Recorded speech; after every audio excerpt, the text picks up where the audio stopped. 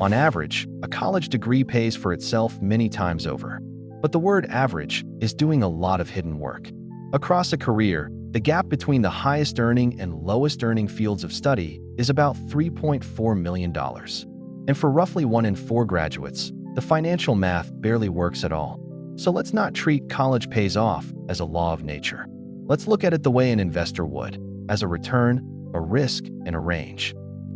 Start with the headline number, the one that makes the whole case for college. In 2024, a typical worker with a bachelor's degree earned about $1,543 a week. A typical high school graduate earned about $930. That's a premium of roughly 66% every single week for decades of working life. As a starting point, that is an enormous edge. And this advantage is not some recent fluke. Back in 1980, a college graduate earned about 39% more than a high school graduate. By the year 2000, that premium had nearly doubled to around 79%. For a generation, the message was simple and it was true. More education, more money. So how good an investment is it, really? The Federal Reserve Bank of New York ran the numbers like a financial analyst would, counting tuition and counting the wages you give up while studying for an all-in cost of roughly $180,000. Their answer: the typical graduate earns a return of about 12.5% a year. That comfortably beats the long-run return of the stock market. For the median student, college is a genuinely great trade. But the median is only half the story. By definition, half of graduates do worse. Look at the bottom quartile of earners, and the same degree returns only about 2.6% a year. That is below what a simple index fund has historically returned over the long run. Same diploma, same tuition bill, but for the bottom group, the investment underperforms, doing almost nothing at all. The average return is strong. The range around it is enormous.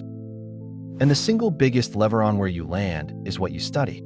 According to Georgetown's Center on Education and the Workforce, the highest-paying majors out-earn the lowest-paying ones by roughly $3.4 million over a career. Sort every field by its median earnings, and the ladder is steep. Engineering and the hard sciences cluster at the top, while several caring and creative fields sit far below. Same diploma, same 4 years, wildly different paychecks. And that's before we treat any field as good or bad. It's simply the spread. Put the two ends of that ladder side by side. A petroleum engineering major earns a median of around $120,000 a year. An early childhood education major earns a median closer to $36,000. Both worked hard. Both finished a real degree. One simply chose a field the market pays more than 3 times as much to enter. This is the variance the headline hides, and it is set, in large part, before a student ever takes a class. Here's the risk that almost nobody prices in. The biggest danger isn't picking the lower-paying major. It's not finishing at all. And the finishing risk shows up directly in the loans. Borrowers who drop out default at roughly 4 times the rate of those who graduate. The cost is the same whether you walk out with a diploma or without one. Only one of those outcomes comes with the payoff that justifies it. Look at how many students actually cross the finish line. Of everyone who starts a bachelor's degree, only about 62% complete it within 6 years. That's not a footnote. It's nearly 4 in 10 who began the investment and, for all sorts of reasons, did not collect the degree it was supposed to buy. The return on a degree assumes you get the degree. For a large share of students, that assumption quietly fails. You can pay the full price of the investment and walk away with the debt, but not the diploma. That is the worst quadrant of the entire decision, the one almost nobody prices in. Every brochure shows you the upside of finishing. Almost none of them show you the cost of starting and stopping. Yet for the student who borrows, enrolls, and then leaves, that is the single most expensive path of all. That risk matters more than ever because the bill has grown. Back in 2006, Americans owed under $500 billion in student loans. By the end of 2025, that figure had reached about $1.84 trillion. It is now one of the largest categories of household debt in the country, behind only mortgages.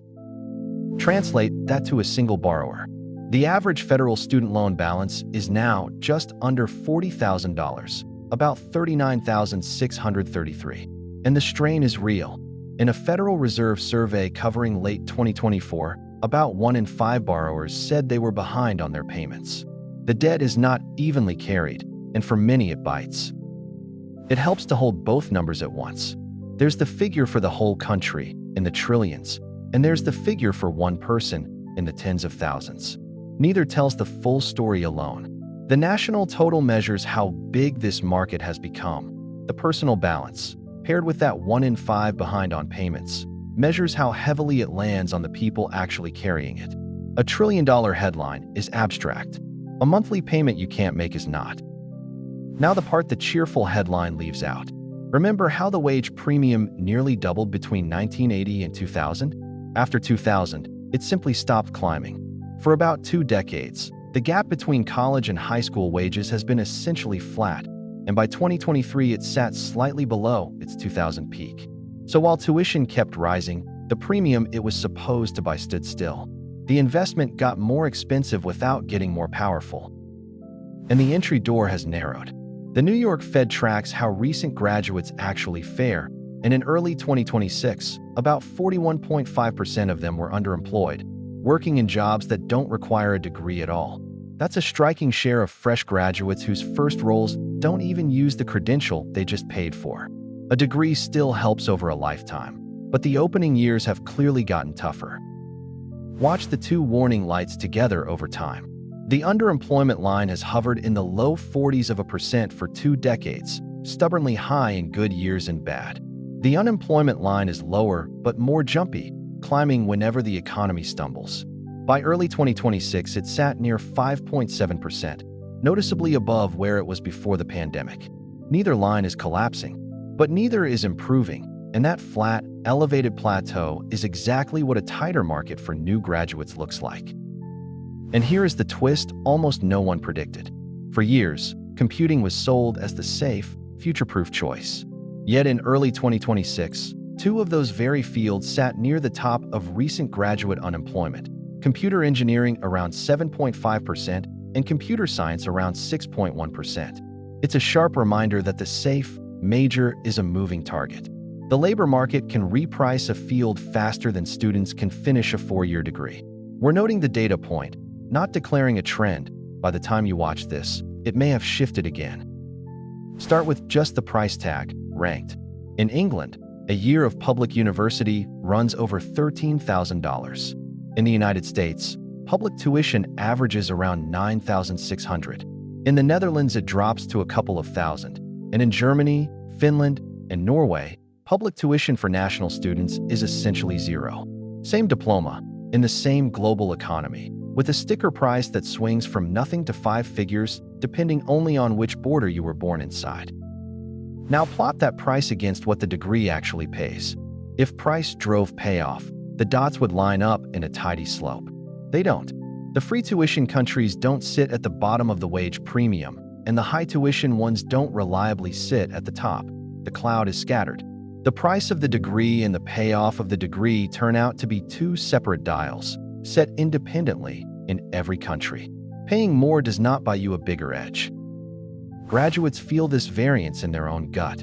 When surveys ask whether they'd choose the same field again, the answers split sharply by major. Nearly half of arts and humanities graduates say they would pick something different. Among engineers, only about a quarter would. Regret, it turns out, tracks the same distribution as the dollars. The wider the range of outcomes a field produces, the more second-guessing it leaves behind. So, is a degree still worth it? On average, the answer is clearly yes. The typical return beats the stock market, and the lifetime premium is real. But, on average, was never the right question. The honest answer is the one an investor gives about any asset with a wide range of outcomes. It depends. It depends on the field you choose, on whether you finish, and on the price you pay to get in. A degree isn't a guaranteed win or a guaranteed trap. It's an investment with a great expected return and a very long tail.